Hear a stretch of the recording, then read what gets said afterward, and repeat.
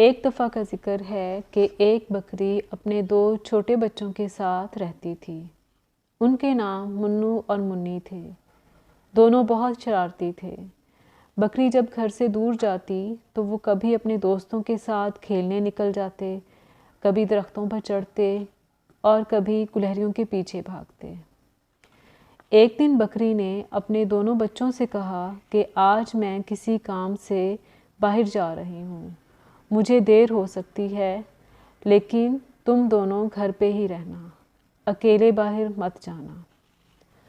منو اور منی نے کہا، آپ پریشان مت ہوں، ہم گھر پر ہی رہیں گے اور گھر کا خیال رکھیں گے۔ بکری مطمئن ہو کر چلی گئی۔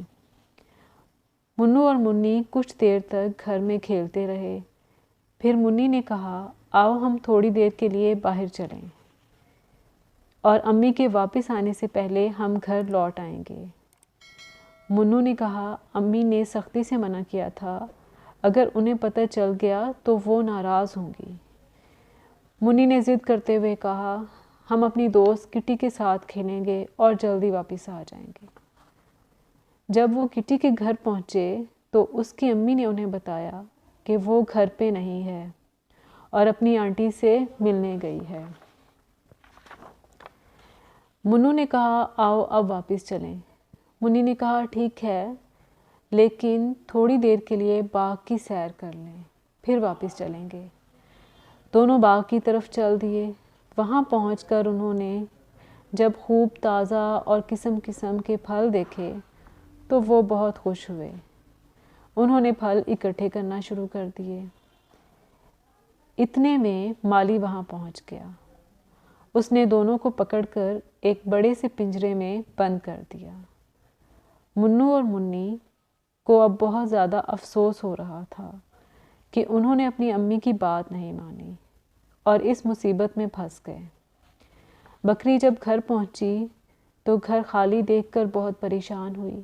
وہ باہر آئی اور زور زور سے منو اور منی کو آوازیں دیں۔ اتنے میں ایک طوطا بکری کے پاس آیا اور اسے بتایا کہ مالی نے منو اور منی کو پنجرے میں بند کر رکھا ہے۔ بکری فوراً باغ کی طرف چل دی۔ باغ میں پہنچ کر بکری نے مالی سے کہا کہ وہ اس کے بچوں کو معاف کر دے، آئندہ وہ کبھی بھی ایسی حرکت نہیں کریں گے۔ مالی نے کہا، ٹھیک ہے، لیکن ان دونوں کو 1 ہفتے تک پھل اکٹھے کرنے میں میری مدد کرنا ہوگی۔ بکری مان گئی اور اپنے بچوں کو لے کر گھر کی طرف چل دی۔